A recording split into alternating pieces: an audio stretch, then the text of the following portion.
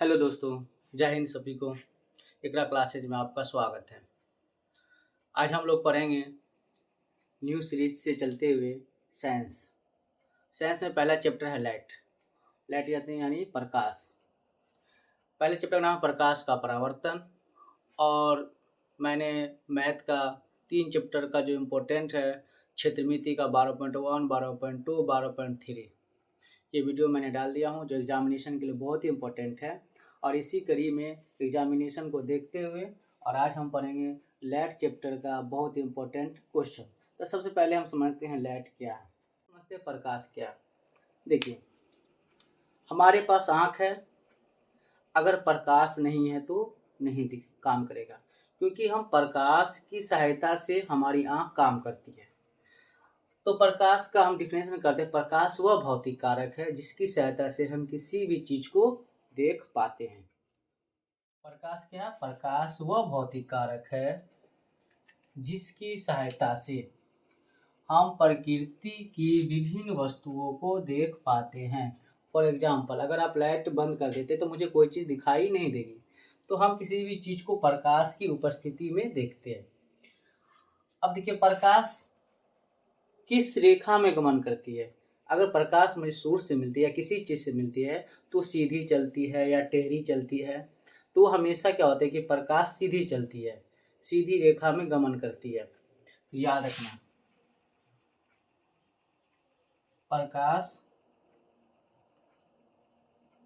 सीधी रेखा में गमन करती है। और जानते हैं प्रकाश के बारे में, प्रकाश एक ऊर्जा है।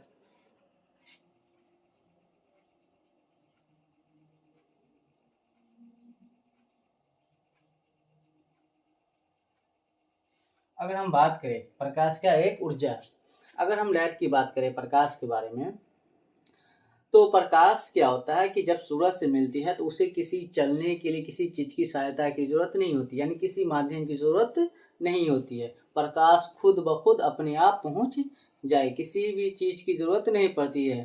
तो प्रकाश के लिए माध्यम की जरूरत नहीं होती है।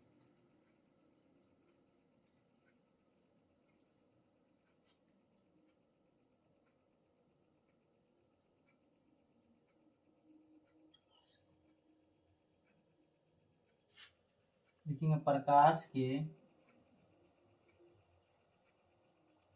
गमन के लिए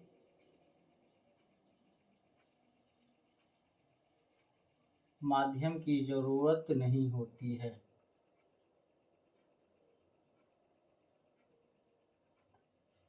यहाँ तक समझ गए होंगे, क्योंकि प्रकाश के गमन के लिए माध्यम की जरूरत नहीं होती है। अब क्या होता है कि प्रकाश की गति सबसे वेग, यानी प्रकाश की वेग सबसे ज़्यादा क्या, जब मुझे प्रकाश मिलेगी तो सबसे पहले कहाँ से गुजरेगा? वो निर्वात से। उसके बाद आएगा वो ठोस, द्रव और गैस। तो प्रकाश की जो चाल होती है, प्रकाश का जो वेग होता है, सबसे ज़्यादा होता है निर्वात में। प्रकाश का वेग सबसे अधिक निर्वात में होती है। ठीक, अब क्या है, निर्वात में कितनी होती प्रकाश की चाल? तो निर्वात में प्रकाश की चाल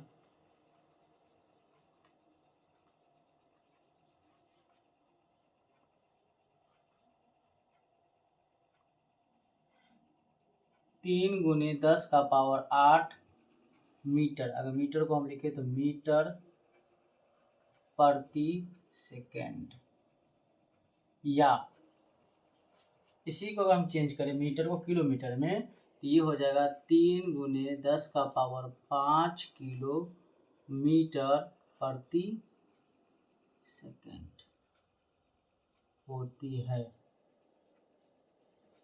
ध्यान दीजिएगा, निर्वात में प्रकाश की चाल 3 × 10⁸ मीटर प्रति सेकेंड। अगर मीटर को हम चेंज करने क्या, 3 × 10⁵ किलोमीटर, यानी 3 लाख किलोमीटर। यानी प्रकाश की चाल निर्वात में क्या होती है कि 1 सेकेंड में वह 3 लाख किलोमीटर दूरी तय करेगी। ये था प्रकाश से रिलेटेड कुछ बातें, इसको आप याद करके रख लीजिए, क्योंकि ये ऑब्जेक्टिव के लिए बहुत ही जरूरत है। फिर से देखिए आप, प्रकाश सीधी रेखा में गमन करती है। प्रकाश क्या एक ऊर्जा है। प्रकाश के गमन के लिए माध्यम की जरूरत नहीं होती। प्रकाश का वेग सबसे अधिक किसमें होता है, निर्वात में होता है। निर्वात में कितनी होती है, तो 3 × 10⁸ मीटर प्रति सेकेंड। ये रहा प्रकाश का थोड़ी सी इंट्रोडक्शन। अब हम चलते हैं मेन क्वेश्चन पे कि प्रकाश का परावर्तन क्या होता है। कि एक सरफेस है,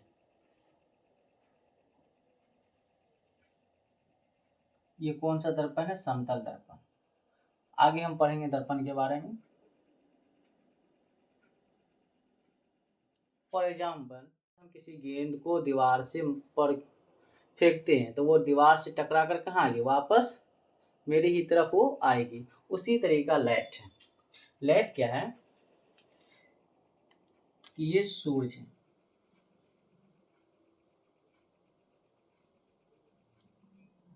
अब सूरज से क्या कि कोई किरण आई,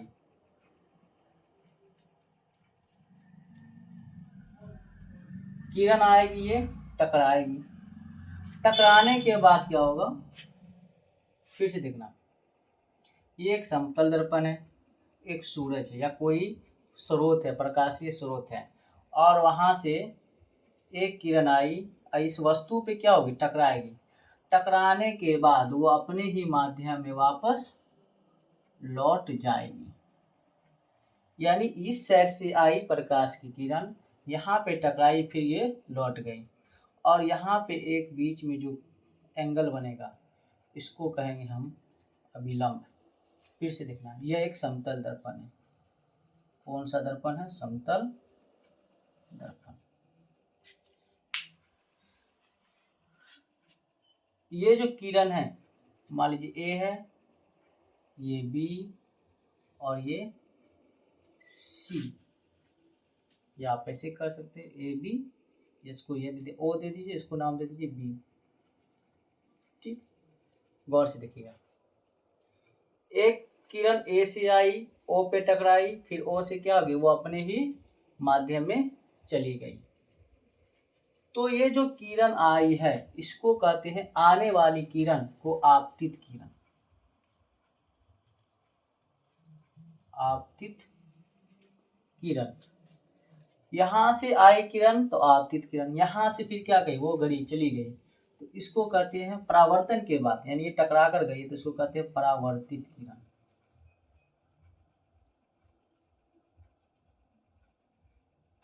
इन दोनों के बीच एक कोण बनता है जिसको कहते हैं अभिलंब।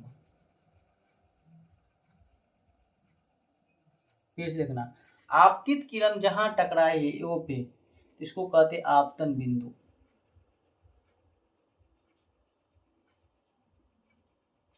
समझ गए। तो प्रकाश का परावर्तन क्या है, जब प्रकाश की किरण किसी वस्तु या किसी सतह से टकरा कर फिर अपने ही माध्यम में वापस लौटने की घटना को प्रकाश का परावर्तन कहते हैं। अब इसको हम डिफिनीशन लिख लीजिए। डिफिनीशन क्या है, जब प्रकाश की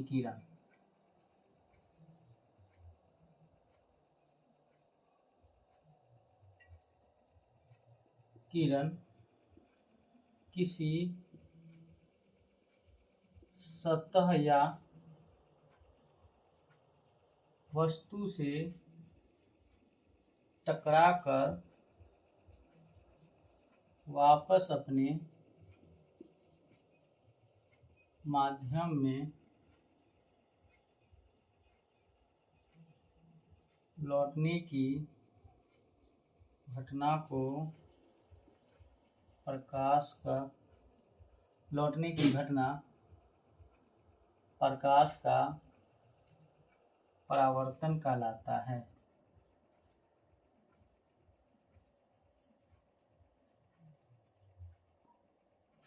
अब देखिए डिफिनेशन क्या, जब प्रकाश की किरण किसी सतह या वस्तु से टकराकर वापस अपने ही माध्यम में लौटने की घटना को या लौटने की घटना प्रकाश का परावर्तन कहलाता है। अगर हम कहें ओ ए क्या है, ओ ए किरण है, क्या है ओ ए। तो ओ ए क्या है, आपतित किरण।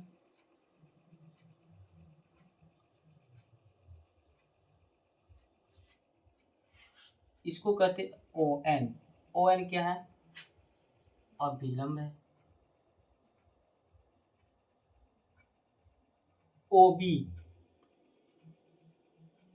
ओ बी क्या है, परावर्तित किरण। अब एक बात यहां से गौर कीजिएगा इस फिगर में, ये आपतित किरण और अभिलंब के बीच जो कोण बना है इसको कहते हैं आपतन कोण, आई। और इसके बीच अभिलंब और परावर्तित किरणों के बीच ये जो कोण बनता है इसको कहते हैं परावर्तन कोण। क्योंकि ये आपतित किरण और अभिलंब के बीच बना तो आपतन कोण, परावर्तित किरण और अभिलंब के बीच बना है तो क्या कहेंगे हम लोग, परावर्तन कोण। तो इसको कहेंगे क्या, आर को परावर्तन कोण, और आई क्या हो गया आपका, यही आपतन कोण। जितना एंगल से ये आएगी यहाँ टकराएगी उतने ही एंगल से ये परावर्तित हो जाएगी, यानी एंगल जितना आई होगा, कोण जितना आई होगा उतना क्या होगा, आर होगा। तो एंगल आई क्या है, तो एंगल आई को हम क्या कहेंगे, आपतन कोण। ये आर को क्या बोलेंगे,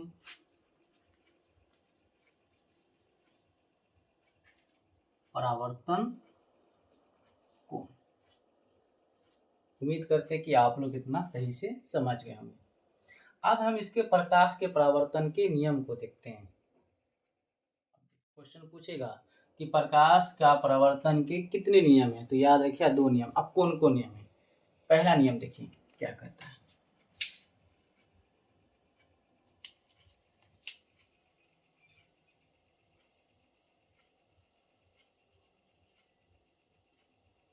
पहला नियम कहता है आपतित किरण, परावर्तित किरण तथा आपतन बिंदु पर खींचा गया विलंब तीनों क्या होता है, एक ही तल में यानी एक ही सतह पे। तो क्या कहें, आपतित किरण।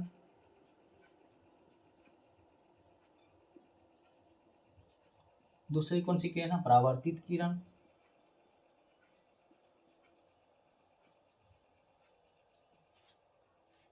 तथा आपतन बिंदु पर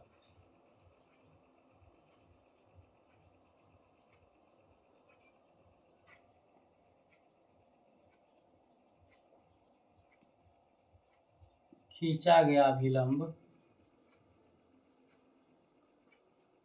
तीनों, यानी वो 1 2 और 3, तीनों एक ही तल में है। आपतित किरण, परावर्तित किरण तथा आपतन बिंदु पर खींचा गया विलंब तीनों क्या है, एक ही तल में है। दूसरा नियम क्या कहता है,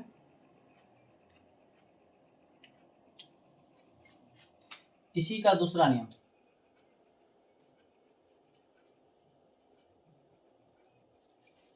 दूसरा नियम कहता है कि जितना आपतन कोण होगा वो किसके बराबर होगा, परावर्तन कोण के। आपतन कोण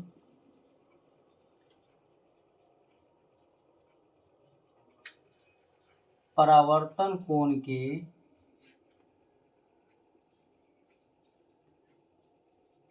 बराबर होता है। कहने का सेंस कि ये जो आपतन कोण है एंगल आई, आपतन कोण बराबर परावर्तन कोण, यानी एंगल आई किसके बराबर होगा, एंगल आर के। अगर आई आपतन कोण 30 डिग्री है तो परावर्तन कोण भी कितना होगा, 30 डिग्री, क्योंकि ये दोनों कोण बराबर है। मैं उम्मीद करता हूँ कि आप लोग इस प्रकाश का परावर्तन को अच्छे तरीके से समझे होंगे। अगर ये वीडियो अच्छा लगे तो सब्सक्राइब कीजिए, लाइक कीजिए और दोस्तों को भी शेयर कीजिए। Thank you very much.